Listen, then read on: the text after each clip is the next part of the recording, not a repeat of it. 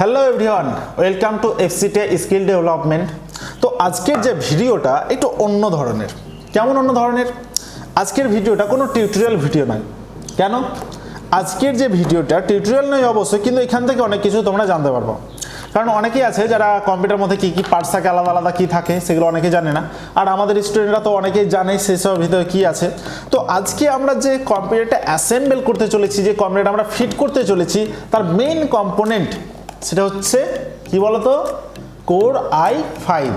তাহলে আশা করি বোঝা যাচ্ছে যে কোর i5 10 জেনারেশন। আমরা সমস্ত কিছু আজকে তোমাদের দেখাবো। কোর i5 এর সাথে আমরা লাগাচ্ছি 8GB র্যাম, তার সাথে একটা দারুণ একটা দমদার মাদারবোর্ড দিচ্ছি, তার নাম হচ্ছে গিগাবাইট H410M চিপসেটের। সেটা বেশ দারুণ একটা মাদারবোর্ড। তো সেই সমস্ত কিছু আজকে তোমাদেরকে দাম এবং সমস্ত কিছু নিয়ে আজকে আলোচনা করব এবং সেটা আজকে আমরা ফিট করে দেখাবো। সুতরাং সেই লাস্ট পর্যন্ত দেখতে থাকো। ভিডিও একটু আলাদা হলো, একটু ইন্টারেস্টিং। চলো আজকে আমাদের ভিডিও শুরু করি, আমাদের অ্যাসেম্বলিং ভিডিও। চলো, তো আজকে যেমনটাই বললাম, আমাদের প্রসেসরের সাথে থাকছে কোর i5, ইন্টেলের core i5 processor 10 generation, Gigabyte motherboard, RAM 8GB DDR4 এর।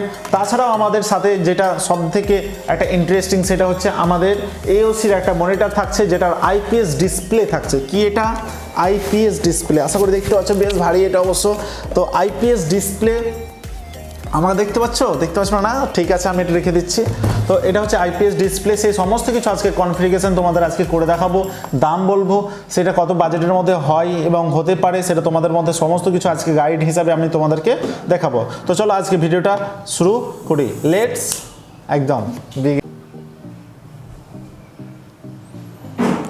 তো হ্যালো গাইজ, সবাই আশা করি দেখতে পাচ্ছ যে আমাদের যে জিনিসগুলো লাগাবো সেই সমস্ত জিনিস আশা করে দেখাচ্ছি। এটা দেখাচ্ছি 240GB একটা SSD, একটা 8GB র্যাম, এখানে দেখতে পাচ্ছ আশা করি 8GB র্যাম DDR4, একটা কনসিস্টেন্টের 500GB হার্ড ডিস্ক, একটা লাগাচ্ছি গিগাবাইটের মাদারবোর্ড, কোর i5 10 জেনারেশন প্রসেসরটা উপর থেকে আশা করি দেখতে পাবো। এখানে রয়েছে প্রসেসর, ঠিক আছে।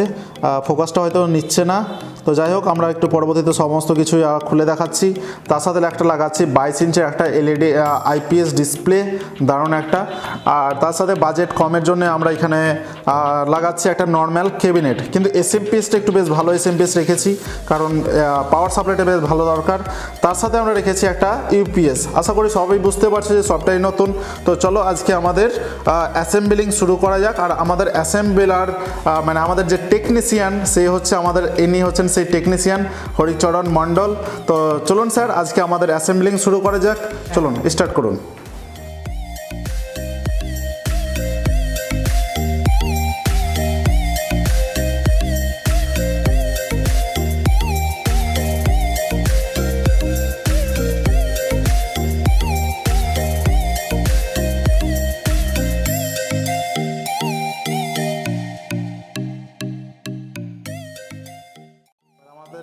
এবার আমাদের যেটা লাগাতে হবে সেটা হচ্ছে SMPS।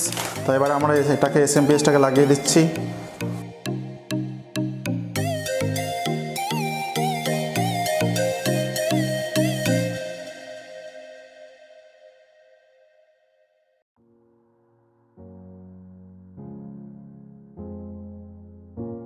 মাদারবোর্ডে কীভাবে প্রসেসর ইনস্টল করতে হয় সেটা আশা করি আমাদের দেখিয়েছিলাম, তবুও যদি না দেখে থাকো তো আমরা দেখাচ্ছি।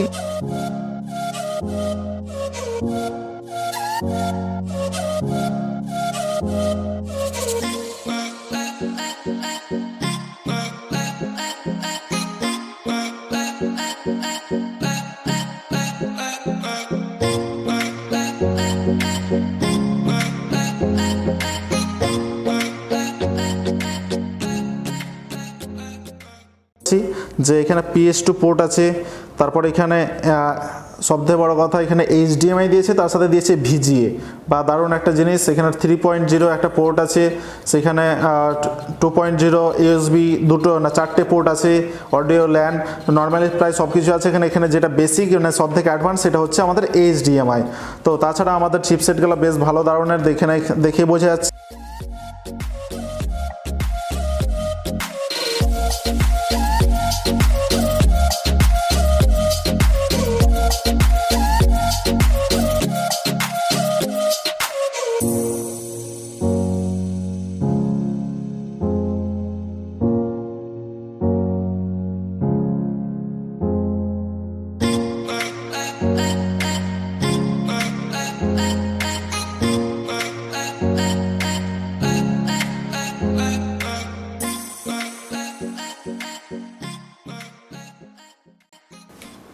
আশা করি এটা তোমাদেরকে দেখিয়েছিলাম ইন্টেলের প্রসেসর কি প্রসেসর হয়, সেটা হচ্ছে LGA প্রসেসর হয়, কারণ প্রসেসরের গায়ে কোনো পিন থাকে না। আর এটা হচ্ছে LGA 1200, মানে এখানে 1200টা পিন রয়েছে।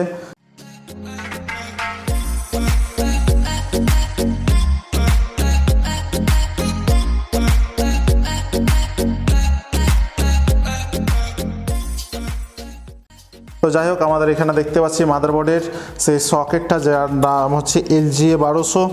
তো যাই হোক, আমরা এখন প্রসেসরটাকে ইনস্টল করব খুব মানে সব কিছু সতর্কতা অবলম্বন করে, কারণ এখানে LGA তো। ঠিক আছে, আস্তে আস্তে করে আমরা বসাবো। একদম যদি সব ঠিকঠাকভাবে বসে যায় তো আমরা সেটাকে কি করব, ভালোভাবে লাগানোর একটু চেষ্টা করব। দেখে নেবো ফার্স্টে যে একটু টাইট হচ্ছে কিনা। যদি টাইট হয়ে থাকে তো আমরা লাগাবো না, একটু ভালো করে সব ঠিকঠাকভাবে বসিয়ে তারপরে আমরা মাদারবোর্ডটাকে ইনস্টল।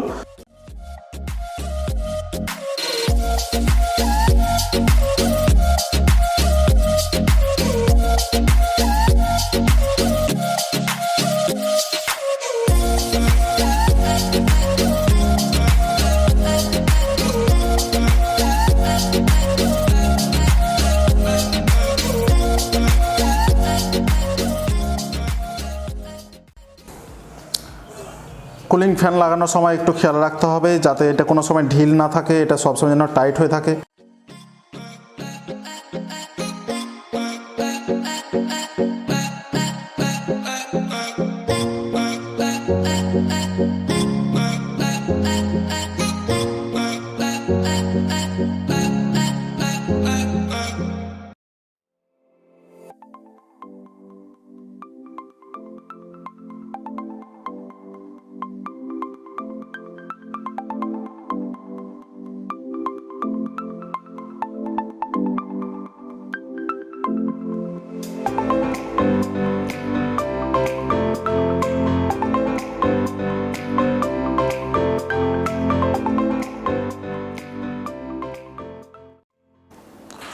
আমাদের কেসিংয়ের মধ্যে কোনো স্ট্যান্ড ছিল না, তাই আমাদের স্ট্যান্ডগুলো লাগিয়ে নিচ্ছে। আশা করি তোমরা অনেকেই জানো স্ট্যান্ড সেই সোনালি কালারের হয়, যেমন এখানে দেখতে পাচ্ছি, এখানে দুটো সোনালি কালারের দুটো স্ট্যান্ড দেখতে পাচ্ছি।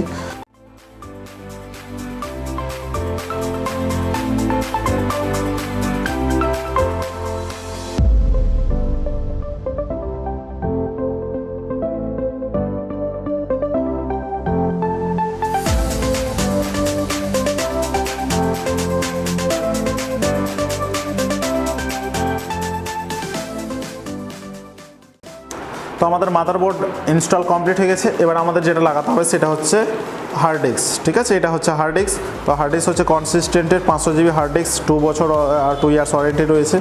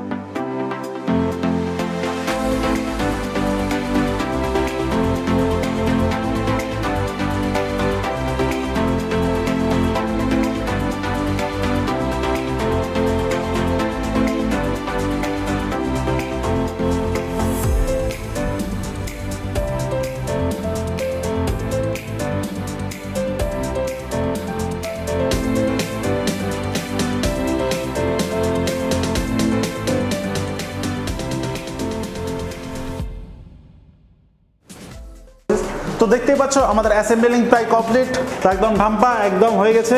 তো আমাদের ইন্টেল কোম্পানি একটা আমাদের স্টিকার দিয়েছিল, তো সেই স্টিকারটা তুলে কি করব, একদম দেখতে পাচ্ছ ইন্টেল কোর i5 10 জেনারেশন। তো আমি দেরি না করে আমি কি করব, এই স্টিকারটা মেরে দেবো আমাদের ক্যাবিনেটে।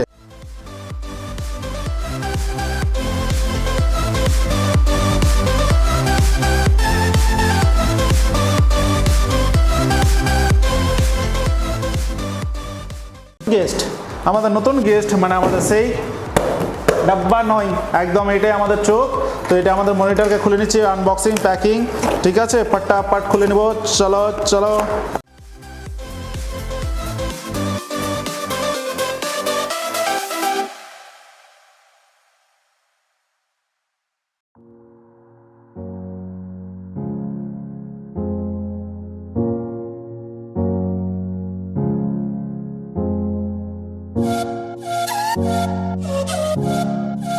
পিসি অ্যাসেম্বল করা কমপ্লিট, সমস্ত কিছু আমরা করে লাগিয়ে নিয়েছি। ইউপিএস মনিটরটা দেখতে আমাকে খুব ভালো লাগছে। আর তার সাথে আমরা পেন ড্রাইভ করে নিয়েছি, বুটেবল পেন ড্রাইভ। তো পেন ড্রাইভটাকে আমরা লাগিয়ে নিচ্ছি এটাকে, কারণ আমাদেরকে এখানে সফটওয়্যার দিতে হবে। তো এই সফটওয়্যার দেওয়ার সাথে সাথে আমাদের বায়োস সেটআপ দিতে হবে। তো চলো আমরা একবারও অন করে নিই। তো চলো আমরা বায়োস অন সেটআপ দিতে হবে, অন করতে হবে। তো চলো আমরা অন করে নিচ্ছি।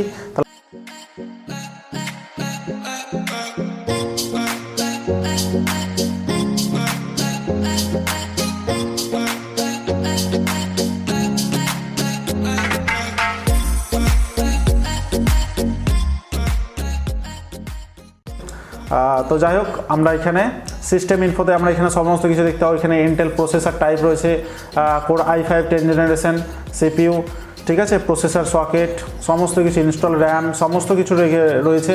তো আমরা বেশি দেরি না করে আমরা কি করব, বুট করার জন্য আমাদের পেন ড্রাইভটা লোড করে নেব। ফার্স্ট বুট অপশানে আমরা পেন ড্রাইভ সানডিস্কটাকে রেখে দেবো। UEFI সানডিস্ক পার্টিশন 1, কোনো ব্যাপার না, কারণ আমরা UEFI মোডে রাখবো এটাকে। আর সিকিউর বুটটাকে আমাদের এখানে ডিসেবল করতে হবে। তো সিকিউর বুট অবশ্যই ডিসেবল রয়েছে, আমরা এটাকে সেভ করে দেবো।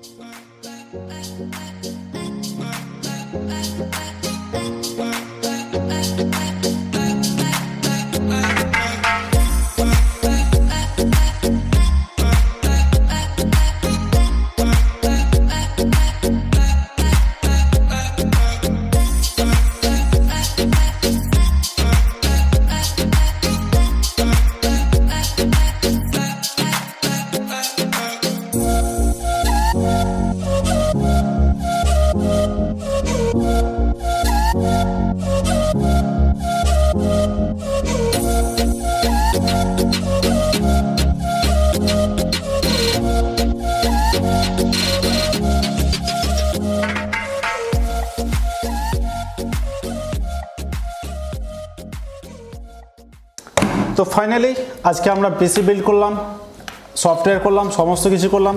তো আজকে অনেক কিছু করার পর আমি যেমন এখানে ফিল্মোরা ইনস্টল করেছি, অ্যাডোব প্রিমিয়ার প্রো ইনস্টল করলাম, অনেক কিছু ইনস্টল করার পর সেখানে পারফরমেন্স দেখলাম, সত্যিই দারুণ একটা বেটার পারফরমেন্স পেয়েছি। এখানে এক্সট্রা করে গ্রাফিক্স কার্ড লাগাইনি, কারণ এই যে সিপিইউ রয়েছে, মানে এই যে প্রসেসর রয়েছে, এতে মানে ইনবিল্ট গ্রাফিক্স রয়েছে, এই জন্য এক্সট্রা করে গ্রাফিক্স লাগানোর দরকার পড়েনি। তো এতে আমি সত্যি নিজের মন থেকে বলছি যে এই যে একটা প্রসেসর, সত্যি একটি দামি প্রসেসর, সেই সমস্ত লিঙ্ক সমস্ত ডেসক্রিপশানে দিয়ে দিচ্ছি, যদি তোমাদের দরকার পড়ে নাম সহ সমস্ত কিছু আমি দিয়ে দিচ্ছি ডেসক্রিপশানে, নিতে পারো। আর এই কম্পিউটারটা তোমাদের প্রায় কমপ্লিট করতে প্রায় 35,000 চলে যাবে। তো 35,000-এর মধ্যে তোমরা যদি সিপিইউ নিতে যাও তাহলে বেশ ভালো একটা সিপিইউ। এটা গেম খেলা, এডিটিং করা, সমস্ত কিছু করা যাবে, কারণ এখানে কোড আছে, 6খানা কোড আছে, আর লজিক্যাল প্রসেস মানে থ্রেড আছে টোটাল 12টা। তো যাই হোক, আমরা এখানে যা বুঝতে পারছি সেটা হচ্ছে যে এটার ক্ষেত্রে গেম খেলা, তারপর এডিটিং করা খুব একটা কঠিন ব্যাপার না। তো যদি এই ব্যাপারে যদি আরও কিছু জানতে চাও তাহলে কমেন্ট সেকশনে কমেন্ট করতে পারো। এটা একটা দারুণ সিপিইউ, ইন্টেল কোর i5 10 জেনারেশনের। এক্ষেত্রে যদি অনেকে বলে যে কোর i3 10 জেনারেশন কেমন হবে, তো সেক্ষেত্রে কোডটা অনেক কম হয়ে যাচ্ছে। তোমাদেরকে আমরা বুঝিয়েছি কোড থাকলে কি সুবিধা অসুবিধা, যদি না দেখে থাকো তো আগের ভিডিওতে দেখে আসো। আর এই বিষয়ে যদি কারো কিছু কোশ্চেন থাকে তো কমেন্ট করো। চলো আজকের মতো এই পর্যন্ত, চলো okay, bye bye, tata, good night.